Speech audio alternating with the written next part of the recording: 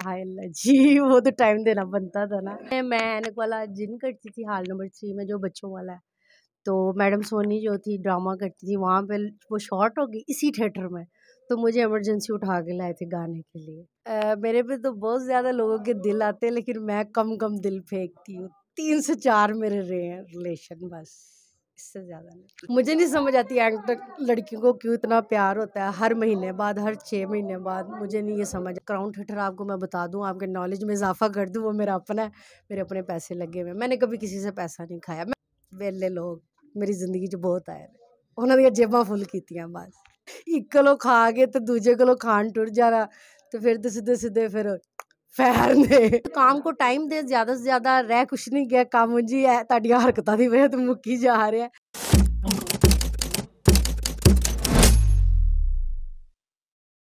अस्सलाम वालेकुम नाजरीन, मैं हूं कुर्बान प्रिंस और आप देख रहे हैं हमारा फेसबुक और यूट्यूब चैनल। नाजरीन, आज हमारे साथ एक और खूबसूरत नाम, खूबसूरत फनकारा ईशा मुन्नी जी मौजूद हैं। उनसे गुफ्तगू करेंगे और उनके थिएटर के कैरियर के हवाले से जानेंगे कि कैसे उनकी शोबिज़ इंडस्ट्री में एंट्री हुई और जिस एम को, जिस गोल को लेकर वो इस इंडस्ट्री में आई, उसमें किस हद तक उन्हें कामयाबी हासिल हुई है। अस्सलाम वालेकुम ईशा। वालेकुम अस्सलाम। सबसे पहले आपका शुक्रिया कि आपने ड्रामे से फ्री होते ही हमें टाइम दिया, इतनी थकावट के बावजूद। हाय अल्लाह जी, वो तो टाइम देना बनता था ना। आप है तो हम है। ये आपकी मोहब्बत है, बड़ापन है। ईशा, क्या कहना चाहेंगी, कैसे शोबिज़ इंडस्ट्री में आपकी एंट्री हुई? शोबिज में मैं ऐनक वाला जिन करती थी हॉल नंबर 3 में, जो बच्चों वाला है। तो मैडम सोनी जो थी ड्रामा करती थी, वहाँ पे वो शॉर्ट हो गई इसी थिएटर में। तो मुझे इमरजेंसी उठा के लाए थे गाने के लिए, और तब से लगी है। तो ईशा मुन्नी एक मुनफरिद सा नाम है। ईशा हमने सुना है, साथ मुन्नी भी लगा है। वो अमूमन लोग जब सुनते तो वो कहते हैं छोटी सी बच्ची होगी, चुलबुली सी, मासूम सी। तो कैसे ये शोबिस का नाम है या हकीकतन यही नाम है? ये नाम जो है मेरे उस्ताद जी ने रखा था, हसीब पाशा साहब ने। वो मुझे मुन्नू कहते थे, और वहाँ से मुन्नी मुन्नी सब कहना शुरू हो गया। तो कितना अरसा हो गया है इस फील्ड में आए हुए? मैं 2010 दिसंबर में आई थी इस शोबिज में। 1 साल मैंने ऐनक वाला किया, और 2011 में मैंने थिएटर स्टार्ट कर दिया। और फिर 12 साल हो गए हैं, यानी कि आपको थिएटर इंडस्ट्री से मुंसलिक हुए हुए। बिल्कुल 12 साल हो गए। तो जो एम लेकर आई थिएटर इंडस्ट्री में, वो किस हद तक जो है उसमें कामयाबी हासिल? कामयाब तो अभी नहीं, ये तो दरिया है, समंदर है, जितना कर लो उतना ही काम है। रोज़ ही आपके लिए कोई नया काम होता है सीखने को, तो मैं अभी सीख रही हूँ। ज़्यादा इंटरेस्ट आपका अदाकारी में होता है या फिर डांस परफॉर्मेंस पे होता है? खुद किस चीज़ पे ज़्यादा इंजॉय करती हैं, परफॉर्म करके डांस पे, या फिर जो है वो डायलॉग डिलीवरी? जिस तरह से थिएटर में हमारे बहुत कम आर्टिस्ट हैं, फीमेल स्पेशली अगर कहें, कि जो आर्टिस्ट हैं, अमूमन लिखा जाता है कि डांसर, स्टेज डांसर, डांसर ये वो डांसर फनकारा नहीं है, फनकाराएं नहीं है। तो फनकारा नहीं आप लिखा किस चीज़ में ज़्यादा इंटरेस्ट होगा? मुझे एक्ट करना ज़्यादा अच्छा लगता है, क्योंकि जो मेरे उस्ताद हैं वो खुद इतने बड़े आर्टिस्ट हैं, तो इसलिए मुझे एक्टिंग ज़्यादा पसंद है। डांस मुझे बिल्कुल नहीं पसंद। मेरी तरफ से आज बंद हो जाए, मैं एक्टिंग खुश होकर करूँगी। एजुकेशन कहाँ तक, स्कूलिंग कहाँ तक हासिल की? स्कूल बस मैंने ना होने के बराबर पढ़ा है। फिर भी बता दें। मैंने 5 तक। 5 तक, और उसके बाद इधर आ गई। और पंजाब के कौन-कौन से शहरों में परफॉर्म कर चुकी हैं आप? मैं तकरीबन सब जगह किया, पंजाब में, कराची तक किया है, पेशावर नहीं किया। पेशावर के नाम पे मुस्कुरा क्यों पड़ी? वो इसलिए कि मैंने सुना खतरनाक इलाका है, इसलिए। नहीं, कैसे खतरनाक इलाका है? बस सुना है ना, इसलिए मैं उधर नहीं गई।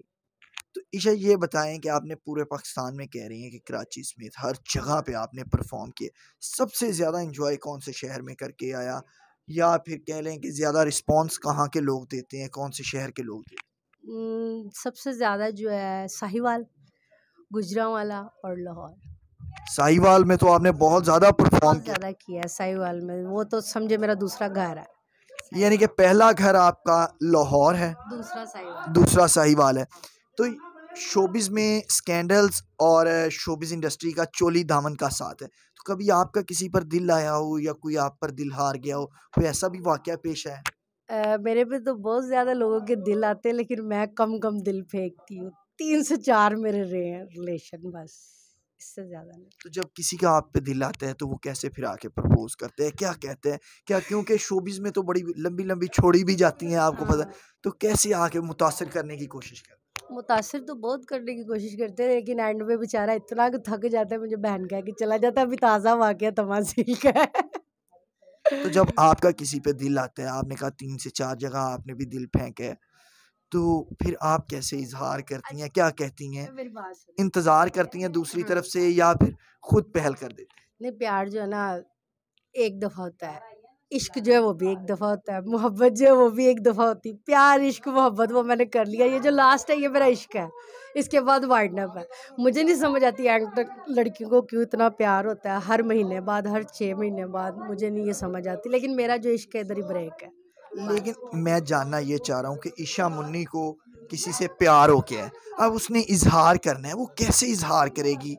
कि मतलब वो तरीका वारदात क्या हो? इज़हार तो कभी किया ही नहीं, वो खुद ही आगे कर जाते हैं जिससे मुझे हो। अच्छा। हाँ, मुझे मेहनत करनी नहीं पड़ती, वो खुद ही मेरे तक पहुँच जाता है। अच्छा, फिर आप क्या डिमांड रखती हैं जब कोई आके आपसे मोहब्बत का इज़हार करता है? डिमांड मेरी कोई नहीं होती, ना कभी की है, बहरहाल खिलाए बहुत हैं जो शोबिज़ में रिलेशन 2 से 3 रहे हैं। क्राउन थिएटर आपको मैं बता दूँ, आपके नॉलेज में इज़ाफ़ा कर दूँ, वो मेरा अपना है, मेरे अपने पैसे लगे हुए हैं। मैंने कभी किसी से पैसा नहीं खाया, मैं अपनी कब्र भारी नहीं करती, अज मर जा कल मेरी कब्र भारी, ते इसलिए कोई पैसा नहीं किसी का खाया। वेले लोग मेरी ज़िंदगी 'ਚ बहुत आए ने, उन्हां दियां जेबां फुल कीतियां मैं। अच्छा, कभी किसी ने गिफ्ट आपको किया हो कि आप थिएटर आई हैं परफॉर्म करने, आगे से गार्ड ने, सिक्योरिटी गार्ड ने कहा मैडम ये आपके लिए गिफ्ट है, और आप चौंक गई हो कि इतना कीमती गिफ्ट, या कितने को अब तक गिफ्ट जो है वो वसूल कर चुकी हैं? गिफ्टों वाला पहले सिस्टम था, ऑन सेट होते थे गिफ्ट, अब नहीं होते हैं। तकरीबन 4-5 साल हो गए, गिफ्ट बंद हो गए, लोगों को पता चल गया ये हमारे हाथ आएगी नहीं, तो गिफ्ट भी फजूल है देने। इसलिए फिर हमारी बहुत सी लड़कियां जो थिएटर इंडस्ट्री की हैं, उनसे लोगों को शिकायत भी होती हैं, बिल्कुल। हमें भी फ़ोन आते हैं कि सर पहले जिनके लिए जान से मारने की धमकियां मिल रही होती हैं, उन्हीं लोगों के बाद में फ़ोन आते हैं, ऐसी को खबर लवानी सी कुड़ी देख ला जो ਜਦੋਂ साडे। ਜਦੋਂ ਖਾਦਾ ਹੋਏਗਾ ਤੇ ਫਿਰ ਧਮਕੀਆਂ ਤੇ ਫਿਰ ਮਿਲਣਗੀਆਂ ਨਾ, ਇੱਕ ਕੋਲੋਂ ਖਾ ਕੇ ਤੇ ਦੂਜੇ ਕੋਲੋਂ ਖਾਣ ਟੁਰ ਜਾਣਾ, ਤੇ ਫਿਰ ਤੇ ਸਿੱਧੇ ਸਿੱਧੇ ਫਿਰ ਫੈਰ ਨੇ। अच्छा ईशा, इस वक्त जो ड्रामे चल रहे हैं, हाँ जी। कैसा देखती हैं इन ड्रामों को? रिवाइवल हो रहा है या फिर अभी भी कुछ खामी रह गई है ड्रामा? बहुत सी खामी है, सबसे बड़ी खामी ये है कि हम टाइम ही नहीं देते रिहर्सल पे। ये तमाशिल मुझे बहुत अच्छा सिस्टम लगता है कि 4-5 दिन पहले रिहर्सल शुरू हो जाती है। जो करते हैं वो कामयाब है, जो नहीं आते वो एंड तक कह रहे होते हैं जी हमारी एंट्री सही नहीं बनी। एंट्री किस तरह सही बने जब टाइम ही नहीं देना आपने अपने काम को।